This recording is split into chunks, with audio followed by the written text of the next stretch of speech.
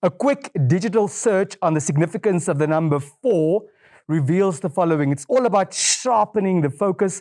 It's all about solidifying the crucial foundation. Greetings and welcome to episode 4 of The Digital Dish. We are grateful, we are super overwhelmed, and we remain indebted to all the love that you've shown us thus far. Please do not stop. What are we serving you hot and fresh in this episode? All things football are indeed on the menu. None other than Ricardo Manetti, former head coach, sensation of the Brave Warriors, to help us serve that dish. Stay tuned. Ricardo Manetti, what an honor to have you on The Digital Dish. Greetings and welcome. Thank you so much for having me. I'm excited to be here. Now, it's common cause that the football season is in full swing. What is your take on the Namibian boys who are part of the DStv Premiership? Wow. Awesome performance. Even last season, Dion Otto, to name a few, Peter Shalulile, we all know, player of the season. All eyes on him. You know, he's waving that Namibian flag really high. As their former coach, I'm just so much impressed. I am really over the moon in terms of their performances. There's also a lot of pressure coupled with being in such a league. Oh yes, and the fact that they are playing for Orlando Pirates, you know, Dion Otto with Orlando Pirates, very big club. Sundowns has been the most successful club in recent years in South Africa and in Africa. So a lot of people doubted whether Peter Shalulile was actually going to cut it at Sundowns because of the different style of football that he played before at Highlands Park. But I was never in doubt. I trust me when I tell you that. I was so confident that he was going to make it. And he has matured over the years. And Sundowns being a matured squad, having won all those titles, league titles, Champions League, etc., he just came in and he just upped the level there at Sundowns. And he continues to do so. Continue to do so even locally. You know, when it comes to the Brave Warriors, he's just so consistent when it comes to that. And he's our poster boy. Everyone, you know, loves him, especially the fact that he's he's an honest player. And what I mean by that is he gives every inch of himself to the game until the 90th minute. I think there's consensus, Ricardo, that playing this beautiful game could in the end alter and shape the trajectory of one's life. And we'll get into your personal testimony in a bit. But to what extent do you think the Peter Shaluliles of the world playing football could help them up their game in terms of the rest of their lives? Yes, you know, just as a football player, as a professional, all that you see is on the TV. The final stage is on TV. That's what you see about Peter Shalulile. But you don't know the amount of work that has gone into the brand Shalulile from Namibia, you know, when he played at Highlands Park and now at Sundowns.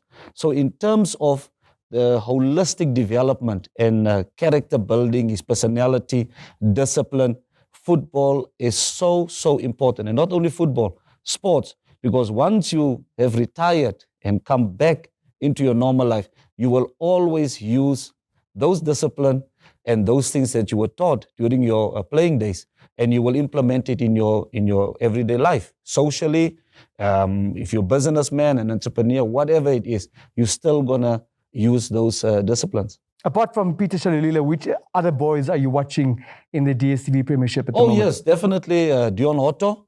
He was just voted by the fans of Pirates, and you know, the fans of Pirates there's 55 million people, I think, in South Africa. Pirates maybe has easily 10, 20 million people, and they voted Dion Otto as their favorite player for the previous season. Now that's big, that's massive. And just like Shalulile, there was also doubt, where will Dion play when he signed for Pirates? Because they already have so many stars.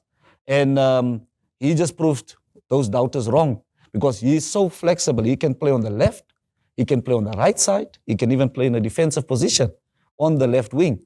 And he's just been an asset to the Buccaneer family. It's time for another short break to the marketplace. When we return, we'll hear Ricardo's personal testimony. Stay tuned. Staying connected to GOTV is now even easier with the My GOTV app. Fast, safe, and simple. Download it today onto your phone or tablet from Google Play or the App Store. Securely log in your details by selecting your country. Type in your surname or mobile number and your IUC number to access your account. You can find your IUC number by pressing Help on your GOTV remote and choosing Information Central. Select the Pay Now option on your welcome screen. Confirm the amount. Next, confirm your subscription details and select the DPO payment option available. Or you can upgrade your package as part of the payment option. Select the secure payment method of choice and enter your credit or debit card details to continue. Finally, tick the Terms and Conditions box and click Continue to Pay to subscribe to a world of entertainment using the MyGoTV app. GoTV. Live it. Love it. Welcome back. This is episode 4 of the Digital Dish. We're talking all matters football. Ricardo, we do want to hear what your story is. Please share a bit of your testimony. Sure, what a story. A lot of ups and downs. And I'll start by saying I'm proudly from Kommersdal, an area where, it was just football. I was actually an athlete before I became a footballer. And because of the influences around me also, people I looked up to in my area, I started falling in love with the game and got noticed by the national selectors at under 13 level. So I'm one of the few guys that actually started at under 13 level and really went all the way to coaching. Was that the result of just inborn, inherent, natural talent under 13 already? No, it was not inborn talent. It was inborn passion. There were more talented players than me at that level already. And I was like always number 3, number 4 in the under 13 team or in the under 17 team. And I also became the youngest player in that, during that period at 17, representing the first team, the Brave Warriors, at that level already. So I was never the most talented, but I had the passion and I was very disciplined and very focused. And that is one thing about me that I even take through into my normal life, into my social life, into my businesses. Everything is about discipline and being focused. And that allowed me to go through. So I got scouted by Santos while playing for the national team. Santos was a very small team. I was actually a little bit disappointed. I wanted to be scouted by Chiefs, Pirates, Sundowns, or even Europe. And fine, God has his own ways of working out things. And I ended up at Santos. I loved Cape Town, fell in love with Cape Town, and I made it my home. And trust me, I'm one of the few players that have won the league in South Africa. So before all the young boys came, Dion Otto, Shalulile, them, I won the league with Santos. I won 2 cups with them. And when I got to my retirement age, I just realized and said, no, I'm not going to be a coach. Listen to this. I never wanted to be a coach because I was a very tough player, when it comes to coaches. I always wanted to know why this, why not that, how, and all that. I was very critical about coaches. And I said, I'm not going to be a coach. I'm not going to subject myself to that. I'm not going to subject myself to this. Players can be problematic. I'm not a father figure for them. If they don't want to play football, so be it. I'm not that guy. And then again, the tables turned. The job came to me. I was like convinced. And I said, okay, let me give it a shot. Started coaching for Coach Civics, won the cup with them. And that season, and I said, wow, I can do this. And the national team came, under 20. They said, man, Manetti, we see some potential in you. Started coaching at under 20 level. Now, remember, I told you previously that I started as an under 13 player. By coaching as well. I started as an assistant coach of the under 20. Then I became the head coach. And then I became the second assistant of the Brave Warriors. Sure. And then the first assistant. And only in 2013, the big break came. And I was made head coach of the Brave Warriors. What did that feel like? Scary. It was very, very scary. I think at that time I was 37 years old. It was my first time, having to coach this team. And now not as a player. Now, it's a different ballgame as a coach. You get criticized. I had to toughen up. I had to grow a crocodile skin type of thing. And I had to say, wow, Kado, here you have to fasten your seatbelt. It's gonna get ugly. And But as a player, you know you need to have a tough skin. As a player, you need to have discipline and you need to be focused. And I took that into my coaching. So 2013, boom, we played Nigeria, the African champions at that time. We got a draw for the first time in the history of those two countries. We drew 1-1. That pushed the management of the NFA to say that we need to get this guy a full-time contract. And I was given a contract, won COSAFA Cup. First time also in the history of Namibia, proud to say that. Big ups to my players, everyone that contributed to it, the behind the scenes guys, my technical team, even the coaches that prepared the players. And Chan came, qualified for Chan, qualified for AFCON. So that in a nutshell has been my journey. What a beautiful journey and what a beautiful testimony. Do you have any regrets? Sure, yes. As a player, I regret not playing in Europe. I had an opportunity to do so, but I think, honestly, I was too soft. At that time, I was young. I think I was like 15 or 16 years old. And the conditions, it was in Germany in December, January, snow, ice cold, got homesick. And those are all the realities that our current players are also going through. So, but I was not prepared mentally. The people that sent me there didn't prepare me mentally. So I was just thrown into that ice cold environment in Germany and I couldn't take it. And I said, nah, I'm coming back. So I regret that one moment and I think that was going to be my big break. Thank you very much for owning that. True to brand, Ricardo Manetti is exactly that authenticity and that honesty and also that vulnerability.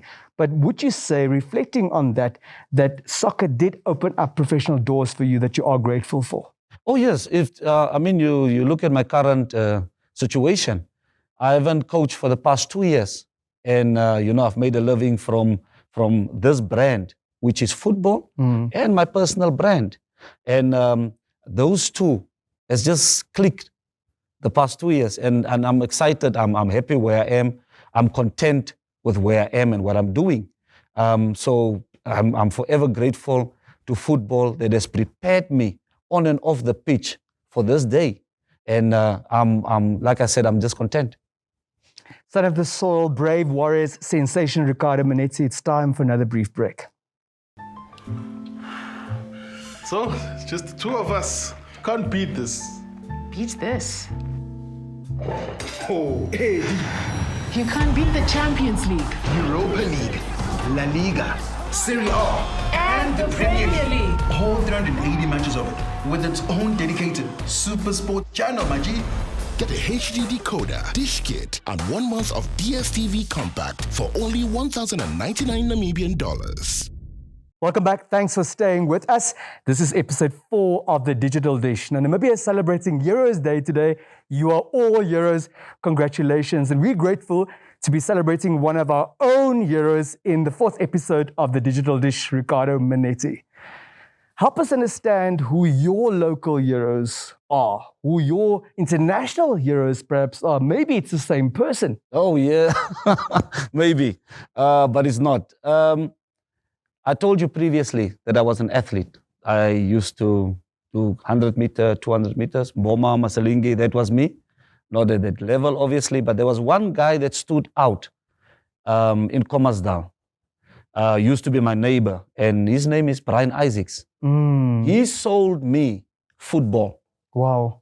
But it was not because of him that I started playing football. It was because of how he carried himself. And I thought that was football. That was what football looks like. He was a real ambassador of the game. And disciplined, how we addressed the next person, the respect he would give. And that was like, wow, I need to be like him. And him being a footballer on top of it was just like, wow, I'm over the moon. That sealed it for you. That just sealed it for me. And ever since I played with him, he coached me. And when I obviously retired, I modeled my coaching philosophies around him. So Brian Isaacs, big ups to him. He's my local hero. And on the international front? On the international front, really, there's a gentleman, Frank Friedrichs. He doesn't like it when we call him Frankie. Frank Friedrichs, oh my goodness. I mean, these two guys, they're also close to each other, very, very good friends. And these two guys have the same, the similarities in how they carry themselves, how the respect they have for the next person. Whether you're a waiter, whether you're a cleaner, whatever, or whether you're the president, it stays consistent. And that for me, it just stands out. Every time when I meet them, I'm so humbled whenever I meet these two gentlemen. So internationally, it has to be Frankie Friedrichs for me. We are so humbled to have had you. Thank you very much for joining us today. Thanks for having me. Enjoy the thrill that's football. Enjoy the DSTV Premiership. That concludes episode 4 of The Digital Dish. We would like you to continue liking, sharing, as well as subscribing to the YouTube channel. Goodbye.